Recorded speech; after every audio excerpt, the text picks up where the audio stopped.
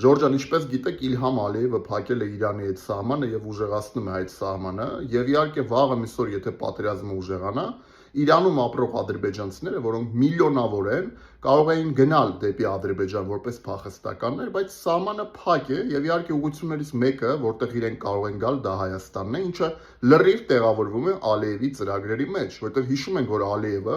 անվանում է Հայաստանը Արևմտյան Ադրբեջան եւ ուզում է Հայաստանը բնակեցնել 100,000-ավոր ադրբեջանցիներով։ Ճիշտ ասած, Ժորժան, չգիտեմ Հայաստանի իշխանությունները քանի որ զբաղված են քարոզարշավով, առհասարակ հասկանում են այդ ռիսկերը, այդ վտանգները եւ ինչ են պատրաստվում անել հնարավոր այդ վտանգների դեպքում, ինչպես են վերահսկելու այդ ռիսկերը, որովհետեւ տեսնում են, որ հիմա շատ ակտիվ զբաղված են քարոզարշավով եւ ժողովրդի վրա մունատ են գալիս այս կամ այն հարցերի շուրջ։ Լավ, դա դեռևս թողենք մի կողմ, ինչ-որ շրջանակներ են հայտնվել, որ ասում են, որ եթե պատերազմ լինի Ադրբեջանի ու Իրանի միջև, Հայաստանը չգիտեմ ինչու պետք է հումանիտար միջանցք տրամադրի Ադրբեջանին դեպի Նախիջևան։ Այդ ինչու է։ Այդ Լաչինի միջանցքի համար, որ արգելափակել էին ադրբեջանցիները, դրա համար պետք է տրամադրենք միջանցք Ադրբեջանին։ Ինտերնետում նաև տարբեր ադրբեջանական շրջանակներ տարածում են ուրեմն քարտեզներ, որտեղ Իրանի այսօրվա տարածքում իբր հարավային Ադրբեջանն է ստեղծվում։ Եվ հասկանում ենք, չէ, որ որոշ արտաքին ուժեր ունեն պլան ստեղծելու հարավային Ադրբեջանը,